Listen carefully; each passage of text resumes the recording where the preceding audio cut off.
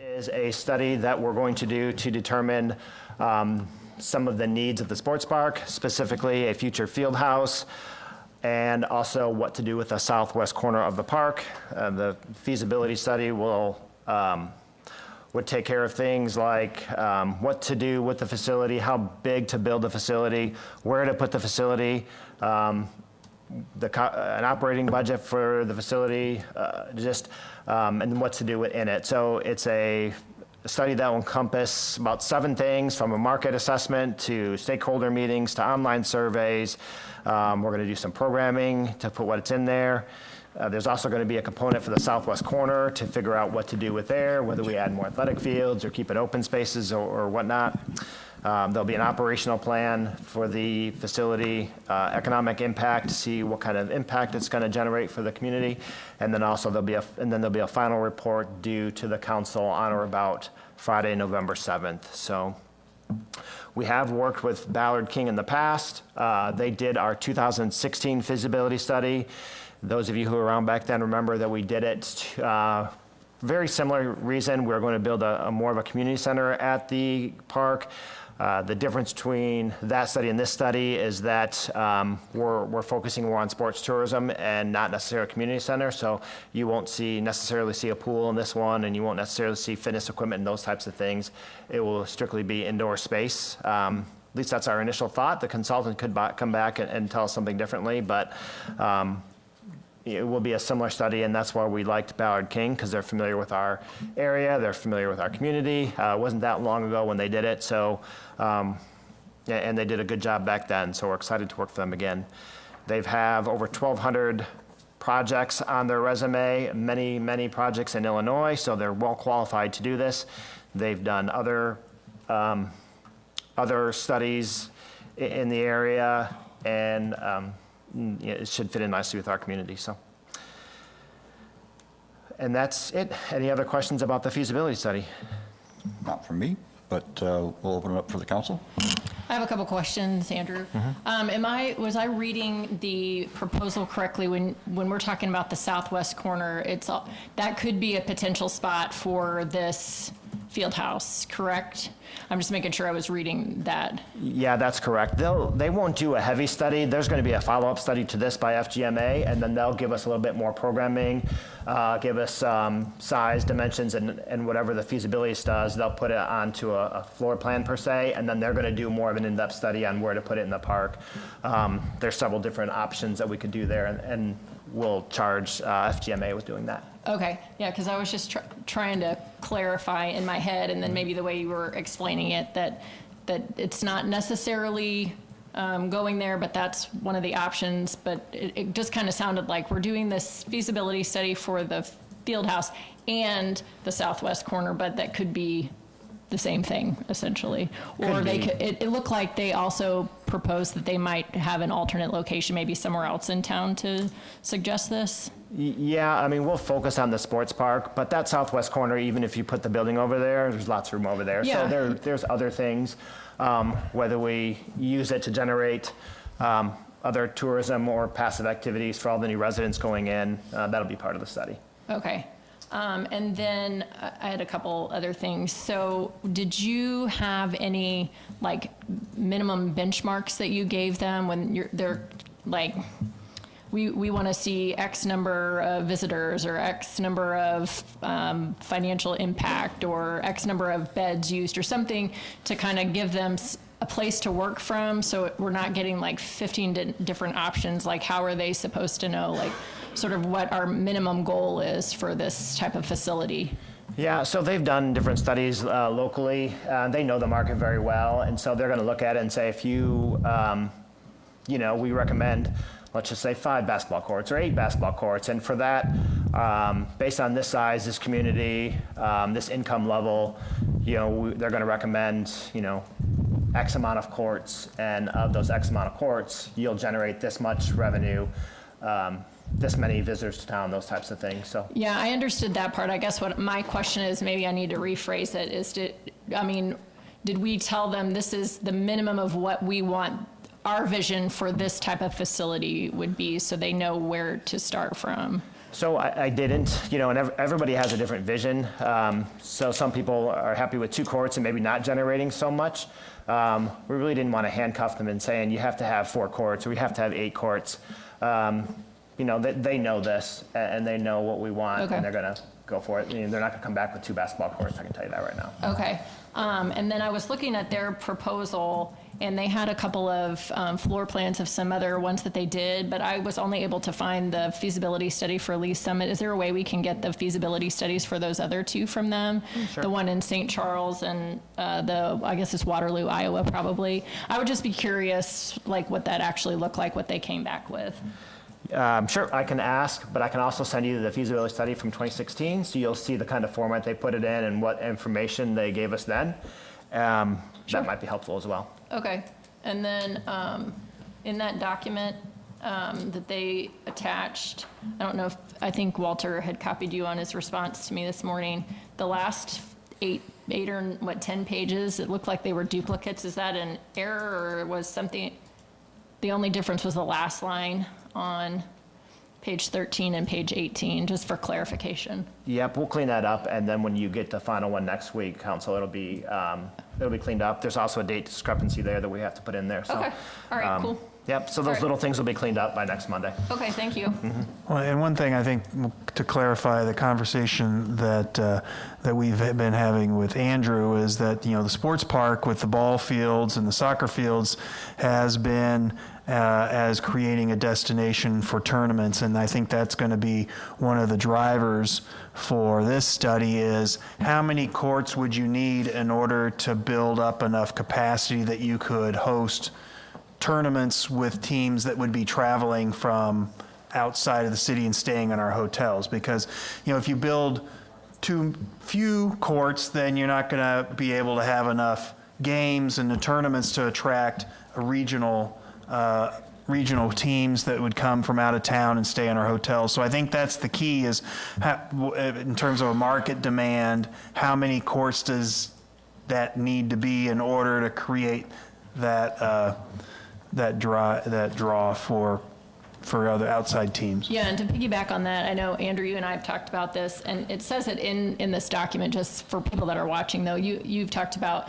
making sure that we are having like a more year-round economic impact for the community and for the hotels that are here, and this would provide us the opportunity to do that. So we're trying to, there's an intentionality to this other than just building a building, but it's for a bigger purpose in the whole community.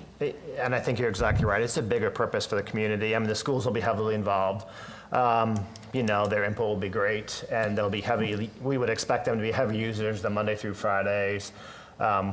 Certainly when there's no tournaments, our own in-house kids, we have 500-600 kids in basketball. So it's going to be heavily used, and it's a great component, a great benefit of having the sports tourism pay for the majority of it. And this would be a shared use. It's not only basketball, but maybe for volleyball, something like this. Yeah, absolutely. That's what the feasibility study is going to tell us. They're going to drill down to the biggest bang for your buck sports. We all know it's going to be a fair amount of volleyball and basketball. Those are 2 heavy sports, so they'll focus a lot on that. The third and fourth ancillary programs, like how much revenue can you generate from indoor soccer rentals or any kind of stuff like that will be part of the study as well, depending on how we go and how big it's going to be. Any idea on that number of courts that makes it regional? I mean, the Beal Center has 8 or 9 courts over there. So, if you wanted, and we have data from Placer AI that generates how many people that brings to town. So we have some of that data already. Okay. The biggest driver is, not do you need 9 courts, but are you willing to pay for 9 courts, and how are we going to fund 9 courts? I've always said that if we had 9 courts today, we could fill 9 courts today. So we know there's the demand. It's just a matter of, funding at that point. Sure. Any other discussion or questions? Can we get a motion? Make a motion. Second. All right, we've got a motion and a second. Let's ask the council, do you have any input or questions first? It's going to be a reoccurring theme for me throughout this whole process is traffic. So I know with Park Place and we've done other traffic studies, is a new traffic study, regardless of where they suggest to put this, going to be involved in this process at some point? It won't necessarily be part of the feasibility study, but when we get the results from the feasibility study, then we'll go back to the traffic study. I mean, we'll have to do a traffic study. Jeff and I've already had some conversations of how are you going to incorporate whatever this facility is into the traffic. And, location could be a huge part, whether you locate it on the east side of the park or the west side of the court. It could drastically change the traffic study. So until we have a location tied down, I think we can't really get an accurate traffic answer. But that's going to be thank you, Yeah. and that was responsive, but that's going to be an important factor before it comes to the city council for any kind of direction forward. Yeah, At and least for me. it makes sense. We don't want our customers to be frustrated with 45 minutes of traffic in and out of the facility too. So, I mean, it's a major part of making those customers who come to town happy. So we'll have to do something.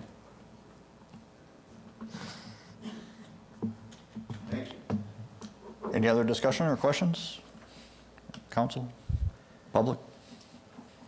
All right, let's have a roll call.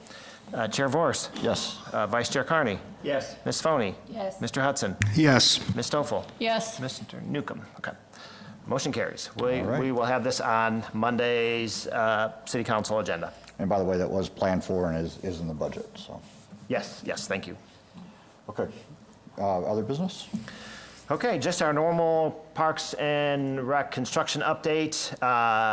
Pool is essentially done. We just have a few door issues and a few smaller things, and then we have to pay out the final retentions that we hold from the contractors, but hugely successful year. I didn't look at the numbers today, but I think even though we started late, I think we made our budget number for this year as far as revenue.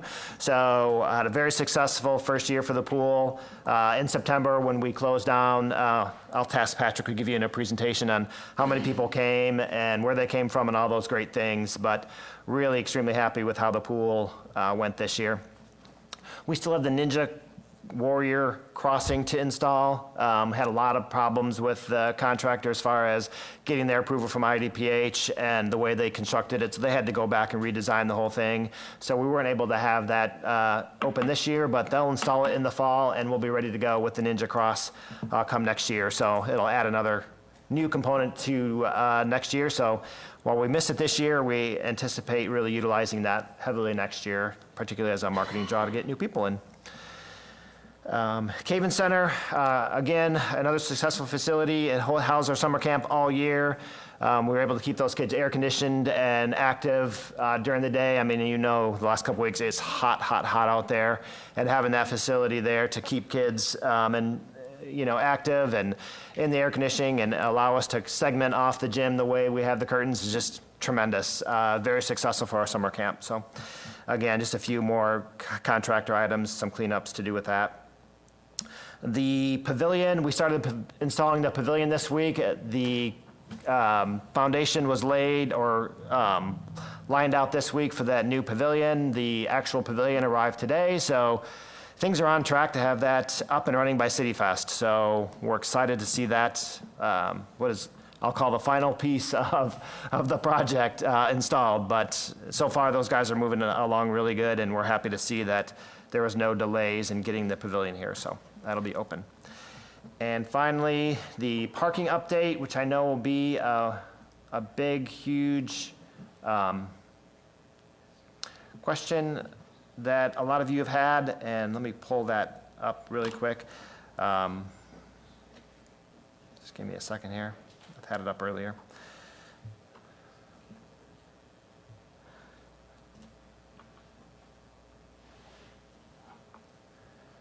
Let's see.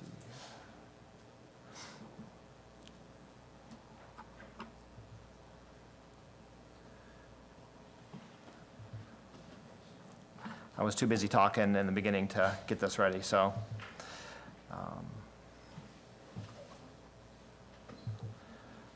Hey, Andrew, while you're doing that, Yep. on the pool and Katie Cavens, you mentioned both that there's door issues. Could you elaborate on Just what's the deal with all the doors? I know, doors are a big headache. They are No, it's just our access control and the way some of the doors work didn't work out as we did in the design, and so now we're having to go back and change some door closers out, or just little things like that, that when we sat down and designed it, it's like, this is great, you have access control in the door, and then when you actually build it and we go to open the door, it's like, well, how are the renters gonna get in? They don't, you know, we don't want to give them keys or allow them to access, so just little things like that, nothing serious. Okay. Got the plan up here, so let me share this.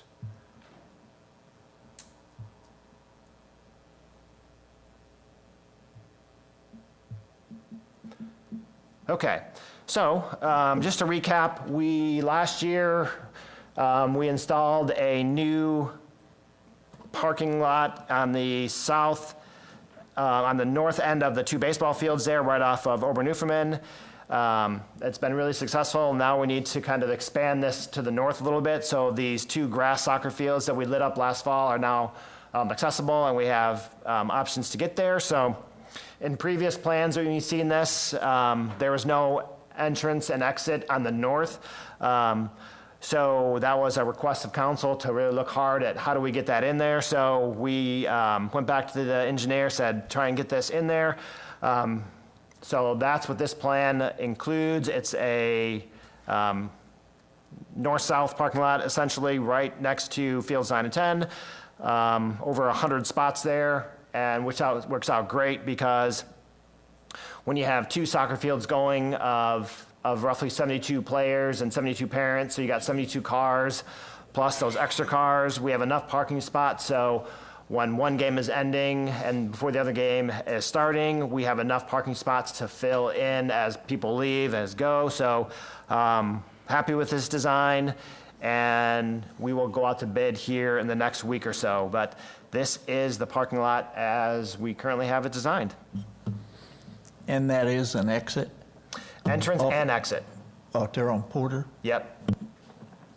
Yeah, we looked hard at that curve coming on around Ober-Newfoundland, and in coordination with Jeff and his team and our engineer, we determined we do have enough sight line and visibility to make sure that those cars coming around that curve can be seen by people entering and exiting that entrance. So once we did that study, and we felt comfortable going in with a full entrance on the north side. Any questions on the parking lot? I can't tell, like on Porter, is it going over the bike trail, kind of like where the entrance of the new one is, or like the picture looks like it kind of has a bridge underneath it? No, it would be nice if there was a bridge, because that's one of my biggest concerns is, getting people.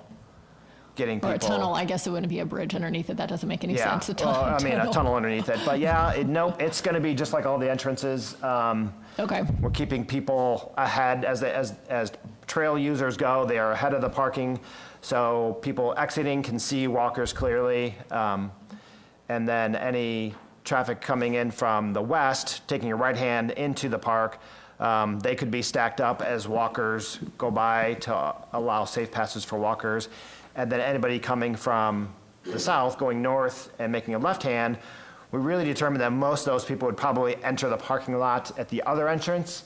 There's probably not going to be a lot of left-hand turns into the park, since the other entrance will likely serve most of that. So we feel like it's the safest we can make it for walkers. The handicap spots, you've got 5 of them, is that correct? Yeah, those are all called out in, Is that the right amount for? yeah, there's a standard that you have to do, and those are all per ADA standards. Okay. Any parking lot questions? Yep. Yeah. I have a question, not about this, but more parking on the southwest side. So right now, you've got the parking lot under Field 1, and then it stops, and there's kind of that grassy area that goes. Is there ever a plan to connect that, like behind 2 and 3? Yeah, that's the next Okay. phase. So had lots of discussions with our sports park rec supervisor out there, who's out there daily, plus on-site staff, and they feel like if you can complete that, you're going to free up some more soccer parking. So I think now that we have these 2 in, that'll be the next phase to try and complete that section behind fields 2 and 3.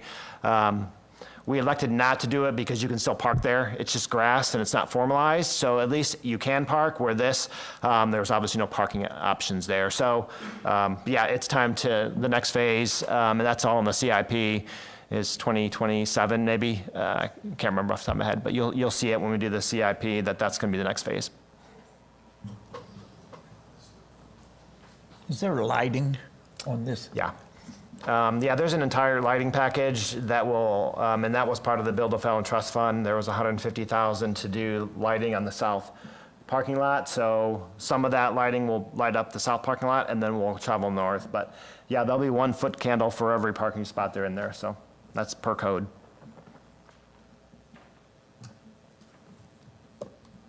The budget for this from the Build a Felon Trust Fund was $700,000 plus another $150,000 to do the lights. With adding that parking, or that entrance and exit, don't be surprised if I come back and say we're over budget on that, and then there'll be a determination from you guys whether you want to move forward with it or do something else. But based on current design, we're going to have a very difficult time making it under budget at $700,000 for the parking lot.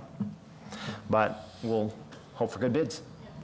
No, I think this is wise to put it that way and have access to a different part of the park for folks, just as somebody with a disability, having to walk a far distance. I've appreciated the ones that we just did by the 9 and 10 of the ball field, so this is nice. So, and just giving us another entrance to the park too, so thank you. Yeah. And I think the same goes for those 2 grass soccer fields. We've had some rec teams playing out there on the lights, and it's really difficult to get out there. They're not accessible at all, so this will be a huge win. Okay. Anything else? Those are all my updates for the construction. You sure? I'll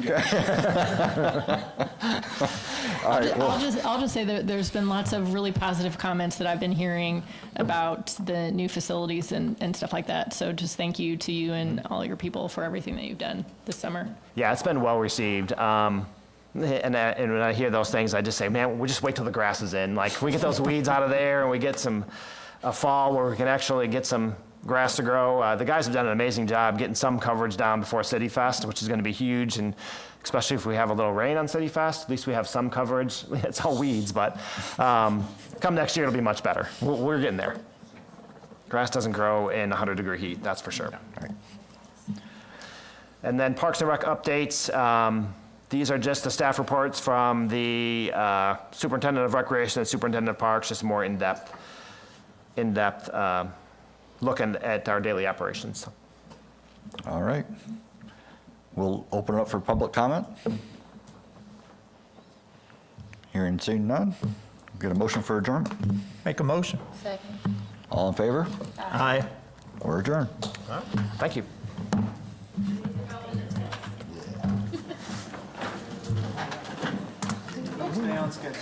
We're doing good. Thank you. I think that it's, even if it goes over budget, which it will Yeah. with that exit, but I think that exit is something that we Yeah. really need there. Yeah, it's going to be a welcomed addition for And sure. then you're going to put that other park, you have that other field there. So, I'm sorry. Hi there. How are you? Good, how are you? Yeah. That other soccer field. Sorry to interrupt. That's okay. So I think Yeah, those two. Yeah, I think it'll be a huge addition. And like I said, we lit up those fields, and now we have these great soccer fields, but we can't, we don't have any parking for them, so it'll be nice. Quick question. Yes, sir. Yeah, my kids are love it. Yes. The only complaint I heard from most of these sites is not a lot of shade. The amount of shade actually sitting out on the field is pretty good. Yeah. We thought about if you maybe next year look at those awnings are probably expensive. Yeah, they're not too bad. Pretty decent back oh joy. Yeah, I go sit there. But still, there's just not a lot of shade. Yeah, it gets hot. When I we put the 3 in, I'm like, oh, we should be good. That's always something we should maybe look at. Yeah. Expensive, but.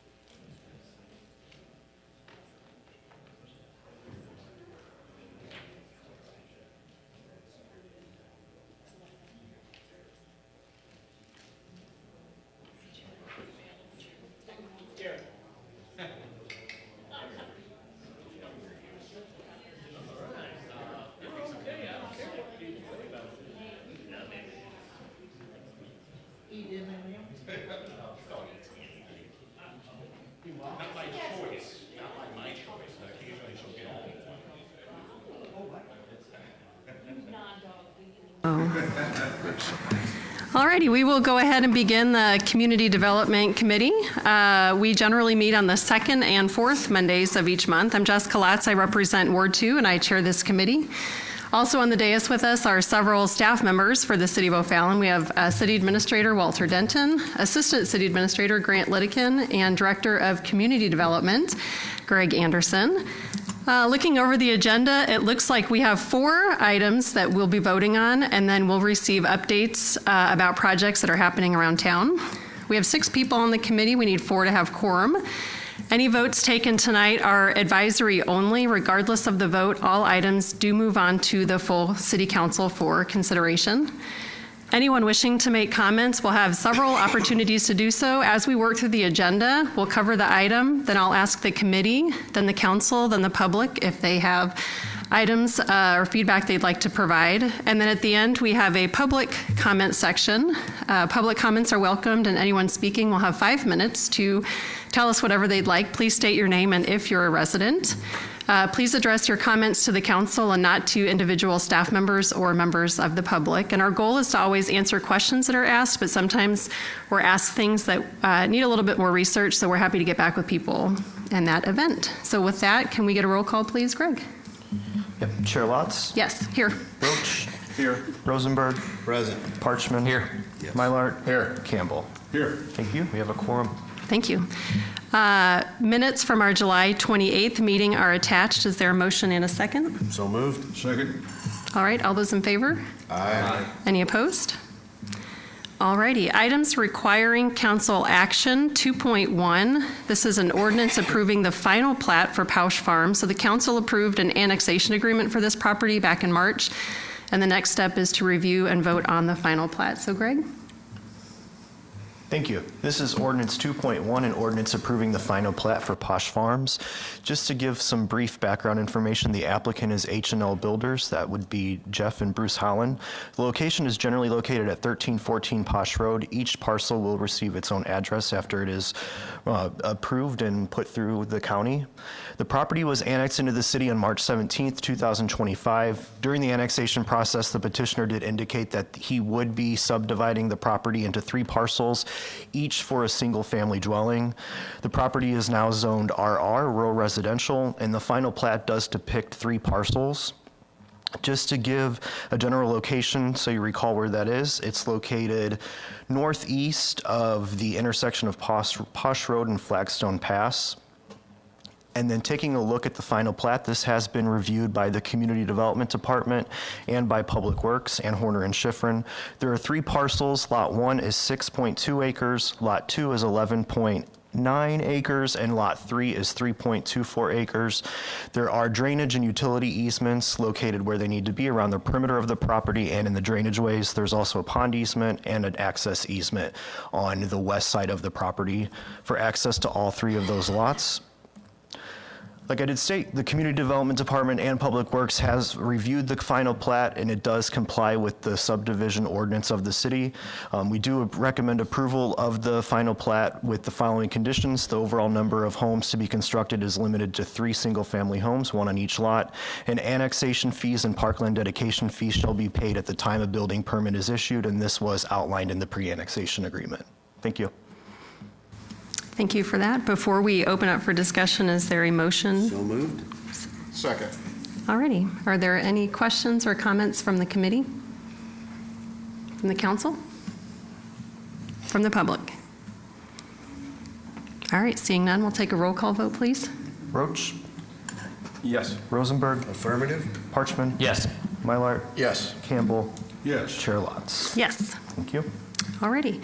Items 2.2 to 2.4 are related to the creation of a business district. So a business district is a specific area where businesses located within the district can apply to collect an additional 1% tax to help offset the cost of some infrastructure and construction. The 1% would be paid by people who patron the business. So in this case, that would be paid for by people who stay at the hotel. Just for some context, the city currently has 6 or 7 different business districts already within the city. 1 or 2 of them date back 10, 20 years, and some of them are utilized currently by other hotels in the city. So logistically, the state requires two actions. The first is going to be 2.2, and this is the action that establishes the geographical boundary for the district. And then 2.3 would establish the terms of the tax itself. So both of those are required by the state. And then in addition to that, the city requires any businesses within that boundary who want to access that additional tax has to have an agreement with the city about what type of expenses that would cover. And so that will be agenda item 2.4. So we will hear 2.2, please, Greg. Thank you. That was a great overview, but I'll just give a little bit of additional Sure. information for anybody who is tuning in tonight and needs some additional information on business districts. A business district is an economic development tool that enables municipalities to attract development to either vacant properties or for opportunities to redevelop existing properties within a designated area. A business district may be established for a period not to exceed 23 years. A business district does not affect the collection or distribution of real estate property taxes. The business district fund receives increased retail sales taxes or hotel taxes in the amount of 1% generated by the commercial retail development occurring within that area. A developer may then be reimbursed for eligible project costs, including plans, studies, land acquisition, site preparation, public infrastructure, construction of new buildings, and renovations of existing buildings. And to be eligible for that reimbursement, a redevelopment agreement must be executed between the developer and the city, and it must be approved by City Council. So this is for a new business district. To give background of where this request came from, Brad McMillan of Allison Group, Inc. has requested the creation of a business district which would allow the developer to collect up to an additional 1% tax within the district for reimbursement of those eligible costs. This business district would be the West Highway 50 and North Greenmount Road Business District, and it encompasses 4.88 acres located at the northwest quadrant of the intersection of Highway 50 and Greenmount Road. 5 parcels are included in the proposed district. The 5 parcels are a total of 4.8 acres. The first 3 parcels on the west side of this diagram or this plat is 2.9 acres, and that would be the development for Spring Hill Suites. So that's parcels 1, 2, and 3. 4 and 5 are separate owners, and those owners did indicate that they would like to be included in the business district as well. So this ordinance strictly establishes the boundary of the business district, which is highlighted on your right, and it also adopts the business district plan, which was completed by PGAV. So with that said, staff recommends approval of the establishment of this business district, which would be West Highway 50 and North Greenmount Road, and approval of the business district plan. Thank you. Before we open for discussion, is there a motion? So moved. Second? All righty. Any questions or comments from the committee? I just wanted to, for anybody who's a little unclear, it was said that there's only specific things that can be, the money can be used for, the taxes collected. I want people to understand that it's not, it just doesn't go in the developer or owner's pockets. It's got to be used for specific things. Right. So just so people know. Any other questions or comments from the committee? Any from the council? Any from the public? All right, seeing none, we'll have a roll call, please. Rosenberg, Affirmative. Parchman. Yes. Mylar. Yes. Campbell. Yes. Lotz. Yes. Roach. Yes. Thank you. All righty, 2.3, anything more? This, just to give additional information, this is the developer may be reimbursed for eligible business district costs. This would be the 1%. So this ordinance strictly just establishes the tax rate. So ordinance 2.2, which was just passed, establishes the boundary. Ordinance 2.3 establishes and imposes the business district tax rate of 1%. And staff recommends approval of the establishment and imposition of certain taxes within this district. All righty. Before we have discussion, is there a motion to approve? So moved. Second? Yes, sir. So there's actually 3 different taxes here, right? There's the hotel occupational 1%, there's the service tax, and the sales tax. Most of our districts don't have all 3 of those, is that correct?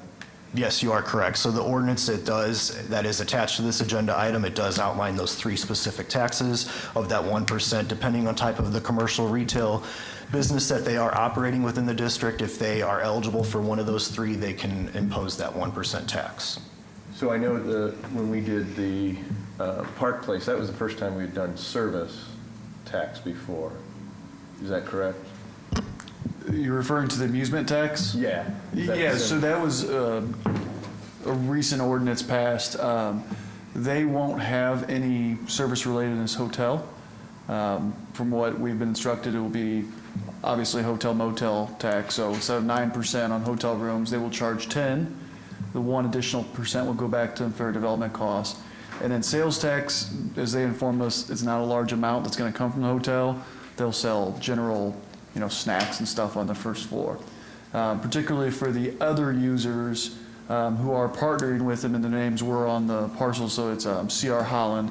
They will be sharing some access points, and that's what caused the partnership with them. And so if CR Holland chooses to move forward with the proposal, obviously it'll go through zoning and whatnot on entitlements, but that could be potentially coming back for redevelopment agreement in front of this committee and council in the future. And so in the other business districts, have we already done the hotel additional 1%? Yes, sir. Okay. So that's on something. It's fairly common with our newer hotels. Hilton, Drury, Fairfield, and I believe the Hampton Inn all have that condition currently. Okay. Awesome. Thank you. Any other questions from the committee? I got one. Yeah. Simple one. They can't I know that the hotel might have the hotel motel and the sundry items that they sell, but they're not piling one on top of the other for the same product or service, right? No, it would be simply, so same as if you go to a restaurant or you go to your sales tax when you go and buy a pair of shoes, it'll have a tax rate at the bottom of it. Our finance department does surprise visits. I don't know if they've ever stayed a night and checked hotel motel tax at some of the hotels, but I know that Sandy frequently visits places and checks her receipts and lets us know. Just to be clear, thank you. You answered my question, but just to be clear for people, that's 1%'s the max. It's not going to be like 3%. Correct. I didn't ask the question the right way. Any other questions from the committee? Council? Alderman Stoffel. Okay, just for clarification here, it's up to an additional 1%. So if they chose, they could actually ask for less than that, like in 0.25% increments? Am I reading? That is correct, but later on in the next item, we'll talk about the redevelopment agreement. I would imagine that they would. I'm just making sure that I understand how these work, like in a bigger scheme, that they could realistically, based on the way that these things are written, this particular ordinance, they could ask for less than the 1%. I would imagine they would not, but just... Yeah. No one has ever asked for less than 1%. I didn't figure they would. I'm just, Yeah. making sure that I understand You the are verbiage. correct. Okay, thank you. Any other questions from the council? Any questions from the public? All right, we'll do roll call, please. Parchman? Yes. Mylar? Yes. Campbell? Yes. Lotz? Yes. Roach? Yes. Rosenberg? Affirmative. Thank you. All right, agenda item 2.4 is an ordinance authorizing the mayor to execute a redevelopment agreement with the Allison Group. Thank you. The last step for Spring Hill Suites within the West Highway 50 North Greenmount Road Business District would be the approval of a redevelopment agreement. This must be executed between the petitioner, Brad McMillan, and the City of O'Fallon for reimbursement of those eligible project costs. So business district project costs, which would be eligible, would include plans and studies, land acquisition, site preparation, public infrastructure, renovations of existing buildings, and construction of new buildings. Eligible costs have been submitted by the petitioner. They've been reviewed by city staff and the city attorney, and these eligible redevelopment costs total around $18,222,000. For professional services and planning, they're estimating their eligible costs at around $563,903. Land acquisition and assembly at $1.5 million, site preparation around $100,000, public infrastructure costs at $350,000, and construction of the project around $15.7 million for a total of $18.2 million. So ordinance 2.2 establishes the boundary of the district, ordinance 2.3 establishes the 1% rate, and ordinance 2.4 would approve the redevelopment agreement between the city and the developer, allowing for reimbursement of eligible costs. So how that does work is the developer would initiate all the work. The work would be done at any time throughout the process. When they have paid for the work, they would submit a reimbursement to the city. It would go to the finance department. We would verify that it is part of their eligible project costs, and they would be entitled to reimbursement for that. Staff and the city attorney have reviewed this redevelopment agreement along with the finance department, and we do recommend approval. Great. Before we open for discussion, is there a motion to approve 2.4? Second. All righty. Any questions from the committee? So Greg, based on what you just laid out, where they would submit, they would pay for it, do the work, submit the receipt, does money have to be in the special district account in order to get reimbursed? Yes, So it we're not does. fronting anything? No, the city Money does has to not front be built anything. up, Yes, okay. it is all dependent on that 1% that they do collect, so it is performance based on how the business does and how they collect that Gotcha. 1%. And this is just for the hotel. The other two lots, in the future, if they want to access this, they have to come before the council with this exact type of agreement? Correct, yes. Redevelopment This agreement. redevelopment agreement is for the 2.88 acres that Spring Hill Suites will be developed on, and it is specifically for the activation and the reimbursement using the hotel motel 1% tax. Gotcha. And it's not guaranteed that they'll get the full Correct. $18 million. It depends on how much sales tax they generate over that 23-year period. Correct. Perfect. Any questions from the council? Yes, ma'am. I have another question. Okay, some of the more recent special business districts that we've approved have included some reimbursements for specific city infrastructure changes we've asked for from the developer. I'm not seeing anything in here, and I just wanted to verify that I was reading this document correctly. So like with Park Place, they're going to be doing a lot of street improvements. The one that's over like in the Edleys area, they did a lot of sewer work because the properties were flooding.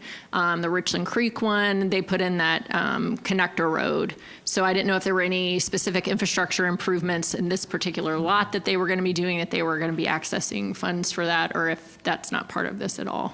So those public infrastructure costs would be costs that are eligible. We've reviewed these site plans. Obviously, if you go out there today, dirt's moving simply because they were waiting on the cost numbers to come back for this business district. There's nothing specific that we're asking over and above what we would ask any other developer for building kind of a standalone hotel. Some of the larger projects, and then, you know, Edleys isn't a huge project, but there is some drainage issues that they fixed while they were back there. So the answer is no. So the answer is no. There's no extra required public infrastructure improvements that we're requiring them to do, and they would be reimbursed for. Okay, which is why there aren't any in this redevelopment agreement.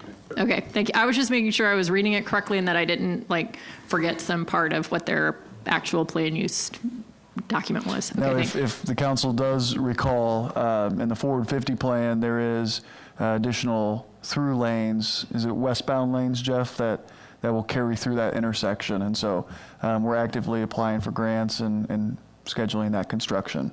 While it's close to this site, it is something that would have been done whether or not they chose to develop here. And they're still going to have to get IDOT approval and everything. Yes. So they're going to require whatever they're going to require improvement-wise to Highway 50. Yeah, there's a lot of improvements. Most of them are on site for this specific project. Jeff was out this morning talking to them about the power poles, AT&T poles, and the low height that they're at right now. And so just like every other development project, we review the civil plans, the construction plans. We go out and inspect them throughout the entire process. Great. Any questions from the public? All right, we'll have a roll call, please. Mylart? Yes. Campbell? Yes. Lotz? Yes. Roach? Yes. Rosenberg? Affirmative? Parchman? Yes. Thank you. All righty, those are all of the items requiring council action. So we will move on to other business 3.1, which is our once a month community development update. Greg? Thank you. To reviewed our stats from July 2025. We issued 88 building permits. Construction value was estimated at approximately $6.5 million. Building permits did include 11 new multifamily units and 6 new single-family units. We completed 161 occupancy inspections, and this did include re-inspections. So if a occupancy inspection did not pass and we were required to go out, this is included in this number. 641 building inspections were completed, and staff administered 683 code enforcement actions, and it takes an average of 15.64 days to abate the complaint. Going into some of the projects that we're currently working on, Patio Homes First Edition, the preliminary plans have been reviewed and approved by city staff. The first edition of Patio Homes will include 48 new residential dwelling units, and this is located northwest of the existing Patio Homes. Excuse me, it's actually northeast of the existing Patio Homes near Lotus Avenue. City council approval was not required for this first edition, as it was part of the mixed-use development Vantage Point, which was approved through Ordinance 4080, and Patio Homes First Edition was included in that, and the project has been substantially completed, and now he's moving on to the Patio Homes First Edition. Augusta Greens is moving on to their third edition. We are currently completing the review of construction plans for Phase 3, which includes 39 single-family residential dwellings. HS Medical Office Building and Surgery Treatment Center has been in the news recently as they held their groundbreaking ceremony for the $50 million expansion. The construction is now underway, and the project is anticipated to be completed in spring of 2027. In addition to the groundbreaking, HSHS has also submitted construction plans for the expansion of services at the main hospital building. This expansion includes an 8,500 square foot dietary department, or their cafeteria, a 15,500 square foot emergency department addition, and a renovation of their existing dietary department, which is located on the 5th floor, to become 32 inpatient hospital rooms. So we did receive those construction plans, and we're currently working through the plan review process before we issue an approval letter for those.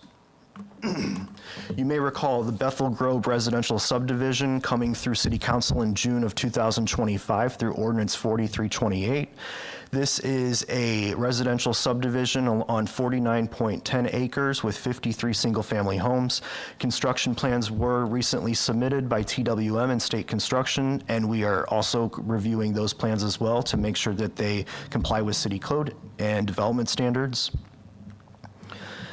If you are driving along I-64, you probably have seen construction started on the new Home 2 Suites. That is located along Regency Park. Site work is underway, and construction will continue in accordance with the development plans.